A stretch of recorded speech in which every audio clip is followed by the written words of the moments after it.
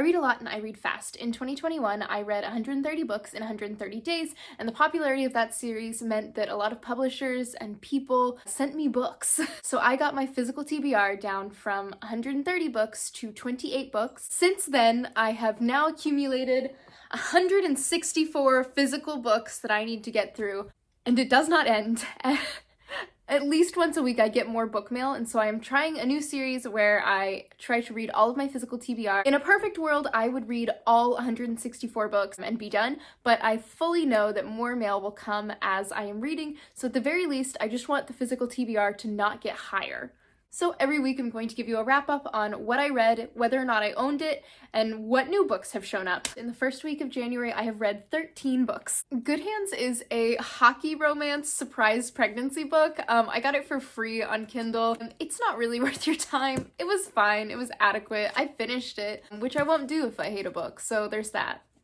All the Broken Girls follows a crime reporter and a detective as they try to figure out who a serial killer might be in their small sleepy town while exploring their shared Cuban heritage. Also, his grandma wants to set them up.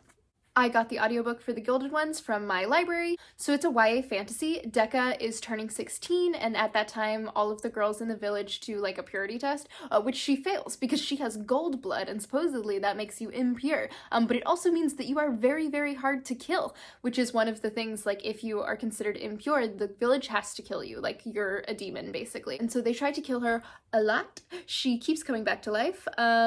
And a mysterious woman shows up and is like, hey, you can keep being tortured by your village, or you can come work for the king's army and not be tortured every day of your life anymore.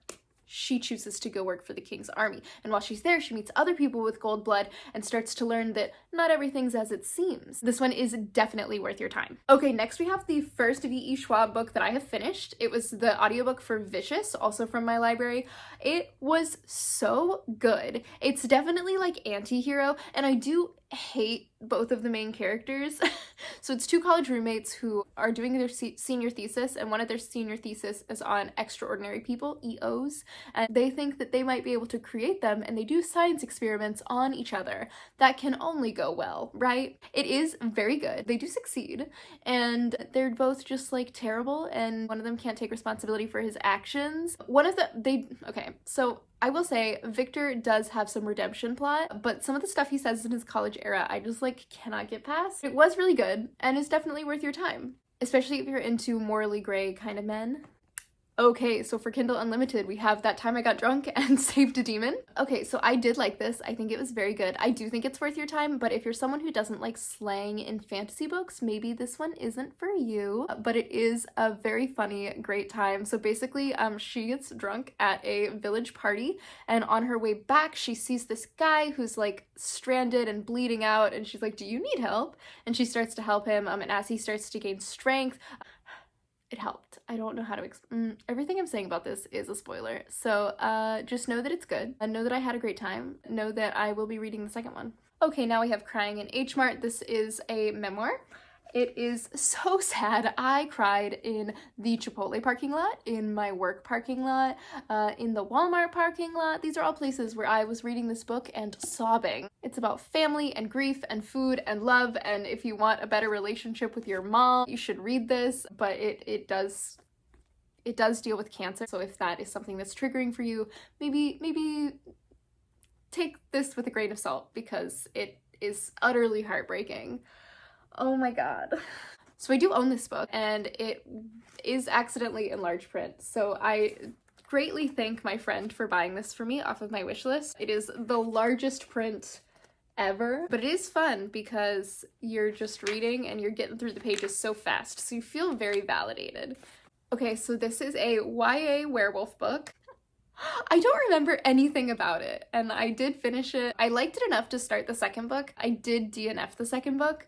I'm not really one for love triangles. I know that that was like a thing in YA books, and this is like an older YA book, so like I get it, but man, does it bother me.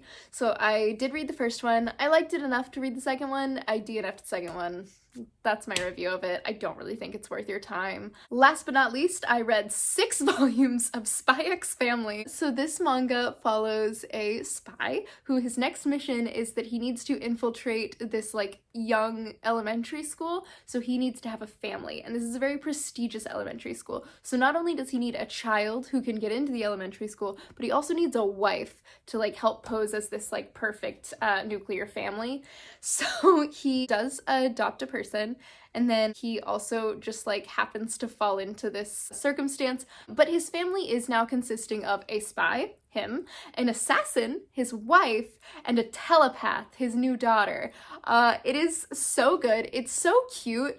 I have no idea how to explain that this is absolutely adorable. It is super violent though.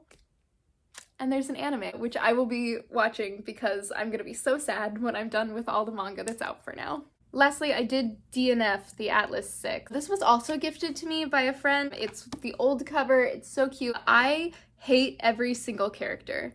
I struggle so much with this book. I did get about 30% of the way through, but I ultimately could not deal with it anymore. But look at the lovely art.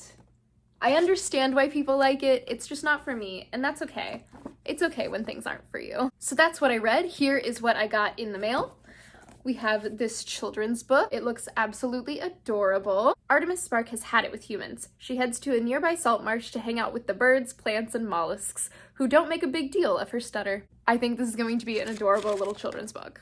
Next we have Elle is Cool Now. I can't explain it. It is not about her like going and posing as a high school student, but something about the blurb just reminds me of Never Been Kissed. But it's not about her posing as a teenager, it's about her going to her high school reunion. And lastly, I got Sugar. It's a rags to riches, enemies to lovers neighbor romance. So in conclusion, out of everything that happened this week, we read 2 books that I owned, we DNF'd 1 book, and we got 3 in the mail. This puts us back at our starting point of 164 books, but that does mean that it didn't go up. So, you know what? Mission accomplished.